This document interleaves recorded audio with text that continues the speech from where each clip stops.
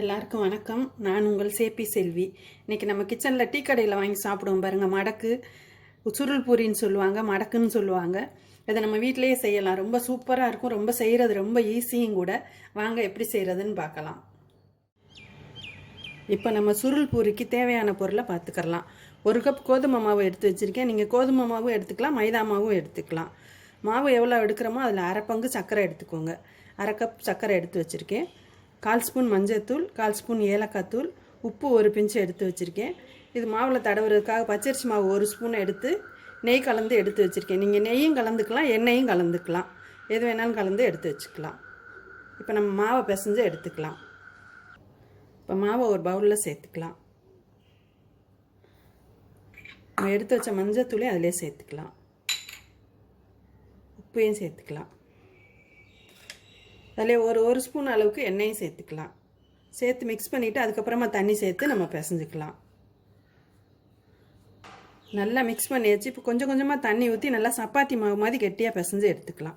ஒரே தடவையில் ஊற்றிடாதீங்க, கொஞ்சம் கொஞ்சமாக ஊற்றி பிசைஞ்சுக்கோங்க. எல்லாத்தையும் நல்லா பிசைஞ்சாச்சு. இந்த அளவுக்கு பிசைஞ்சு எடுத்துக்கோங்க. இப்போ இதை ஓரமாக வச்சுட்டு நம்ம சர்க்கரை பாவு காய்ச்சிக்கலாம். இப்போ ஒரு தவா வச்சு நம்ம எடுத்து வச்ச சர்க்கரையை அதில் சேர்த்துக்கலாம். சர்க்கரை முங்குற அளவுக்கு மட்டும் நம்ம தண்ணி சேர்த்துக்கலாம்.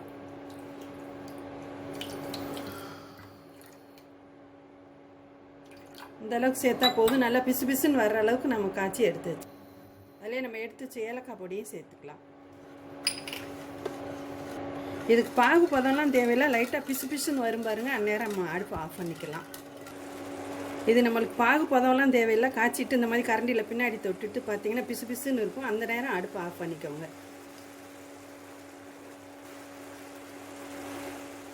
நம்மளுக்கு பிசு பிசுன்னு வந்துருச்சு, அடுப்பு ஆஃப் பண்ணிக்கலாம். கம்பி பதம் அப்படிலாம் தேவையில்லை. பிசுப்பு பதம் வந்தால் நம்மளுக்கு போதும். ஒரு பிசு பிசுப்பு தன்மை வரும். இப்போ நம்ம அடுப்பை ஆஃப் பண்ணிக்கலாம். இப்போ இதை ஓரமாக வச்சுட்டு நம்ம சுருள் பூரி ரெடி பண்ணிக்கலாம். இதை இப்போ நம்ம தேவையான அளவு மாவு அளவை எடுத்துட்டு சப்பாத்தி மாதிரி தேய்ச்சி எடுத்துக்கலாம்.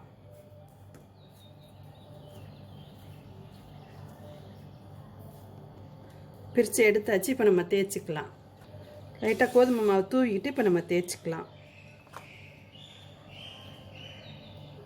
இதே மாதிரி நம்ம எல்லாத்தையும் தேய்ச்சி எடுத்துக்கலாம். நல்லா நைஸாகவே தேய்ச்சி எடுத்துக்கோங்க.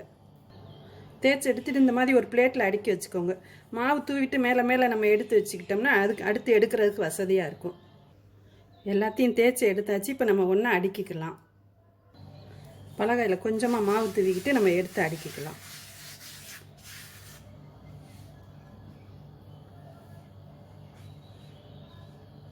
ஃபஸ்ட்டு ஒன்று எடுத்து வச்சுக்கோங்க. அதில் நம்ம நெய்யும் பச்சரிசி மாவில் கலந்து வச்சதை நம்ம தடவிக்கலாம். ஃபஸ்ட்டு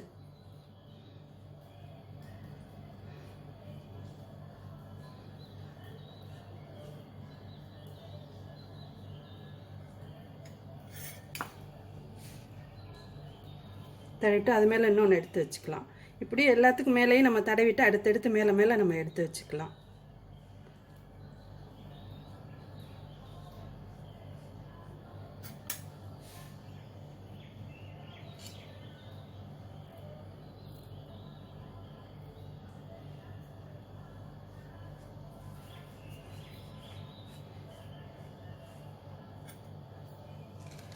ஒவ்வொன்றுக்கும் அடுத்தடுத்து இந்த மாதிரி தடவிக்கோங்க. இப்போ எல்லாத்தையும் இதே மாதிரியே நம்ம அடுக்கிக்கிடலாம். எல்லாத்துலேயும் தடவி அடுக்கியாச்சு. இப்போ நம்ம சுருட்டிக்கிடலாம்.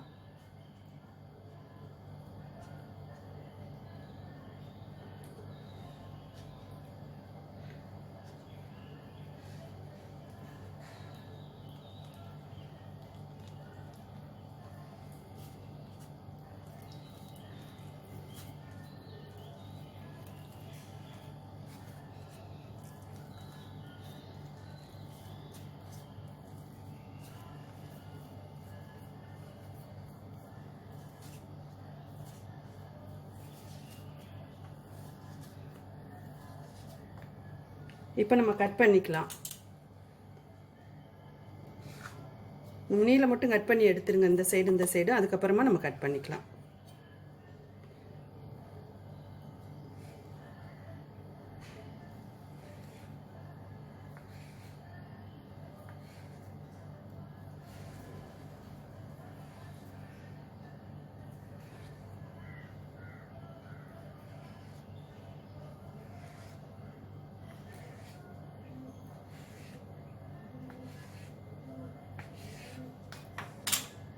எல்லாம் கட் பண்ணியாச்சு. இப்போ நம்ம தேய்ச்சி எடுத்துக்கலாம். கட் பண்ணதை இந்த மேலே வச்சு நம்ம தேய்ச்சிக்கலாம். இதில் தேய்ச்சிடாதீங்க, இதில் தேய்க்கணும்.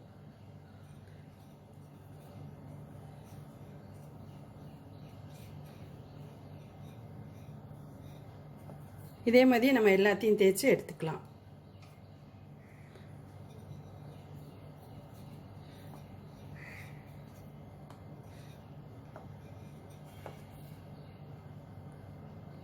நீங்கள் தேய்க்கிறப்ப இந்த பக்கம் அழுத்தி தேய்ச்சிட்டிங்கன்னா சுருள் சுருளாக வராது அடுக்கடுக்காக.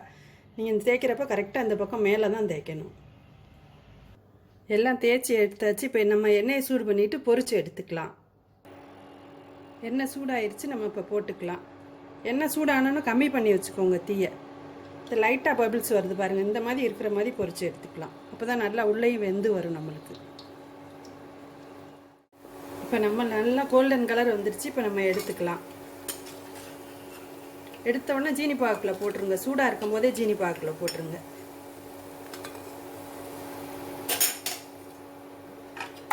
இப்போ நம்ம காய்ச்சி வச்சுருந்த சீனி பாக்கில் போட்டுட்டு அப்படி உடனே நம்ம எடுத்துடணும். லைட்டாக கலந்து விட்டுட்டு உடனே எடுத்துடலாம். அதிலே ஊற விட்டுறாதீங்க, டக்குன்னு எடுத்துக்கோங்க.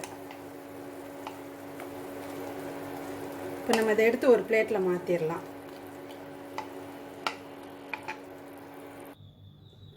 டீ கடை சுருள் பூரி, மடக்குன்னு சொல்லுவாங்க, சுருள் பூரின்னு சொல்லுவாங்க.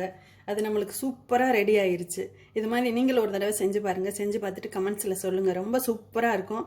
குட்டீஸ் பெரியவங்களுக்கு எல்லாருக்குமே ரொம்ப பிடிக்கும். கண்டிப்பாக ஒரு தடவை ட்ரை பண்ணி பாருங்கள். ட்ரை பண்ணி பார்த்துட்டு கமெண்ட்ஸில் சொல்லுங்கள். லைக் பண்ணுங்கள், ஷேர் பண்ணுங்கள், சப்ஸ்கிரைப் பண்ணுங்கள். நன்றி. வாழ்க வளமுடன்.